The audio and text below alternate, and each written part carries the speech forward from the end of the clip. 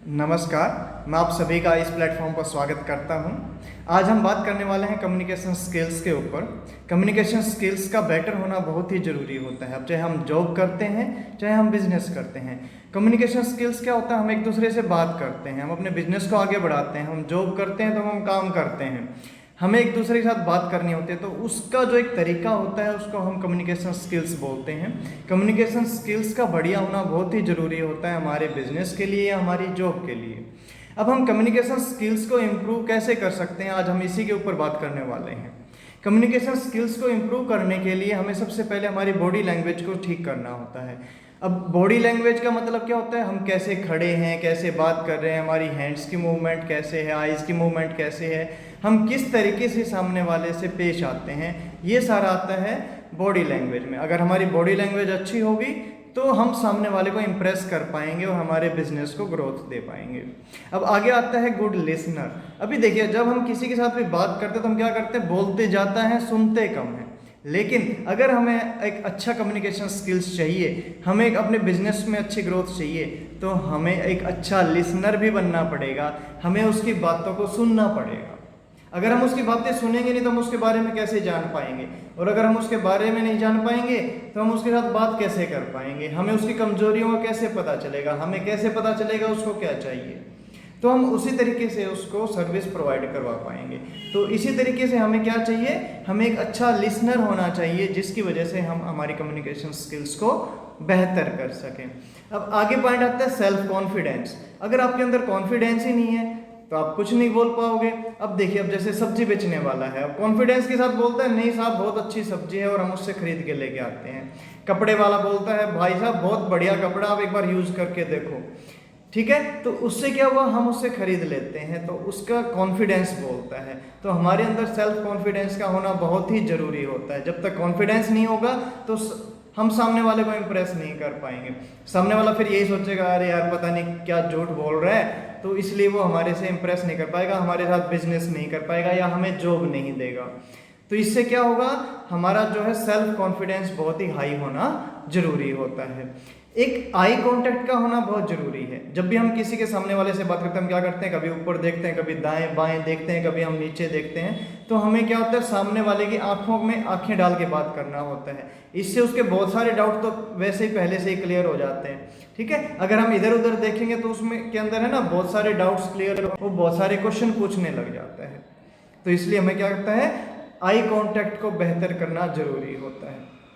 Talk with people point two point. अब ये नहीं भाई इधर उधर की कहानियों सुनाने का मतलब नहीं होता, हमें पॉइंट टू पॉइंट बात करनी है लोगों के साथ। अगर हम पॉइंट टू पॉइंट चलेंगे, सिर्फ उसी टॉपिक के ऊपर ही बात करेंगे जिस पे हम बात करने वाले हैं, तो हमारी जो है कम्युनिकेशन स्किल्स को हम इम्प्रूव कर सकते हैं। एक हमें जो हम बोलते हैं, हमें वर्ड्स का जो चूज करना है वो अच्छे अच्छे वर्ड्स को चूज करना है। देखो बहुत सारे लोग होते हैं जो बोलते बहुत हैं लेकिन उनका बिजनेस नहीं चल, तो इससे क्या होगा?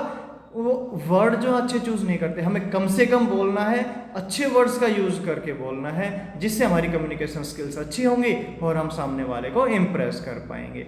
अब और क्या आता है इसके बाद? कम बोलना है, ज़्यादा नहीं बोलना। हमें क्या बोलना है?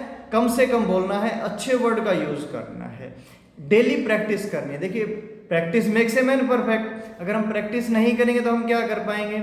देखिए जो भी एक खिलाड़ी होता है वो भी हर रोज प्रैक्टिस करता है, पढ़ने वाला बच्चा है वो हर रोज प्रैक्टिस करता है। तो हम जो भी काम करते हैं उसकी हमें हर रोज प्रैक्टिस करनी पड़ेगी। अगर हमें हमारी कम्युनिकेशन स्किल्स को इम्प्रूव करना है तो हमें उसके लिए डेली की डेली प्रैक्टिस करनी पड़ेगी। अगर हम हर रोज प्रैक्टिस करते रहेंगे तो हमारी कम्युनिकेशन स्किल्स बहुत ही जल्दी इम्प्रूव हो जाएंगी और हमारा बिजनेस ग्रोथ करेगा। अब आगे क्या आता है? हमें आर्ग्यूमेंट नहीं करना होता किसी के साथ भी। अब सामने वाला क्या बोलेगा? नहीं ऐसा नहीं है, ये कपड़ा तो खराब है, ये सब्जी तो खराब है, या आपका बिजनेस तो खराब है, आपके प्रोडक्ट्स खराब हैं। वो आर्ग्यूमेंट करेगा, लेकिन हमें उसे के साथ आर्ग्यूमेंट नहीं करना है। अगर हम उसके साथ आर्ग्यूमेंट करेंगे तो हमारा जो है मसला उलझ जाएगा, सुलझेगा नहीं। अगर हमें हमारे बिजनेस में ग्रोथ करनी है, हमारी कम्युनिकेशन स्किल्स को इम्प्रूव करना है, तो हमें दूसरे के साथ आर्ग्यूमेंट नहीं करना है, ठीक है।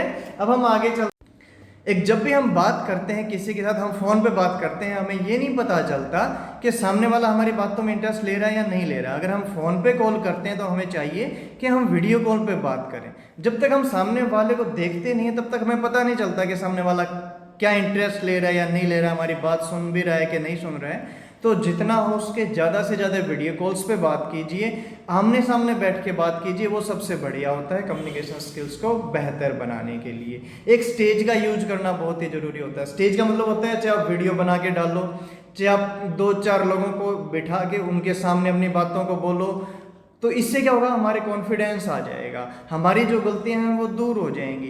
तो हमें क्या चाहिए, स्टेज का यूज करना है। स्टेज का मतलब ये नहीं कि भाई 1000-2000 लोग होंगे तभी हम बोलेंगे, ऐसा नहीं है। चाहे 2 लोग बैठे हों, 4 लोग बैठे हों, अगर कोई भी नहीं है तो अपनी वीडियो बनाओ, उसको डालो, अपनी वीडियो को खुद देखो।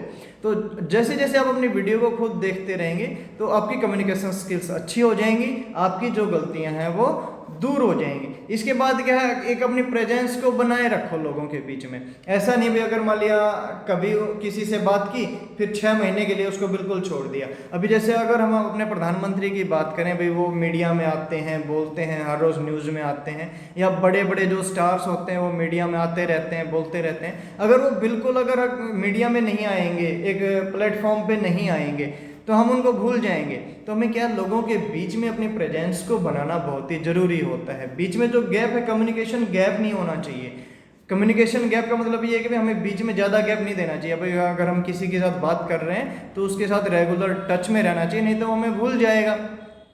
ठीक है, तो एक कम्युनिकेशन गैप को कम से कम रखना चाहिए ताकि क्या है, लोग हमें याद रखें और हम अपनी प्रेजेंस लोगों के बीच में बना के रखें। ये कम्युनिकेशन स्किल्स के लिए बहुत ही बेहतर है। अब इसके बाद क्या होता है, प्रैक्टिकल बनना है। देखिए थ्योरेटिकल में हम बहुत कुछ करते हैं, किताबें पढ़ ली भी, हमें इंग्लिश कैसे आएगी, मैथ कैसे आएगा, या फिर जब तक हम प्रैक्टिकल नहीं करेंगे, हम खुद हाथ से नहीं करेंगे, तब तक वो बात नहीं बनेगी। देखिए थ्योरेटिकल और प्रैक्टिकल में बहुत ज़्यादा डिफरेंस होता है। हमें थ्योरी तो पढ़ ली लेकिन प्रैक्टिकल नहीं करके देखा उस चीज़ का, तो हम नहीं सीख पाते। तो जो भी हम काम करते हैं, जो भी हम पढ़ते हैं या हम समझते हैं, हमें उसकी प्रैक्टिकल नॉलेज होना बहुत ज़रूरी है, उसके ऊपर हमें काम करना बहुत ज़रूरी है, जिससे हमारी कम्युनिकेशन स्किल्स इम्प्रूव हो सकती हैं। अब ये सारे पॉइंट थे जिसके थ्रू हम अपनी कम्युनिकेशन स्किल्स को इम्प्रूव कर सकते हैं। अब कम्युनिकेशन स्किल्स इंप्रूव होंगी, देखिए कम्युनिकेशन स्किल्स है या फिर बॉडी लैंग्वेज है या फिर एक कॉन्फिडेंस है, ये सारी चीज़ें आपस में इंटर रिलेटेड हैं।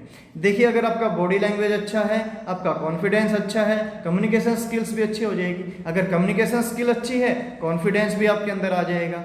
तो ये जो पॉइंट हैं ये सारे आपस में इंटर रिलेटेड हैं, हमें इनके ऊपर अच्छे से ध्यान देना चाहिए। अगर हम अपनी कम्युनिकेशन स्किल्स को अच्छा करेंगे, कॉन्फिडेंस को इम्प्रूव करेंगे, और वो सब किससे होगा, वो प्रैक्टिस से होगा, तो हम अपने बिजनेस को बहुत ही बेहतर कर पाएंगे। धन्यवाद।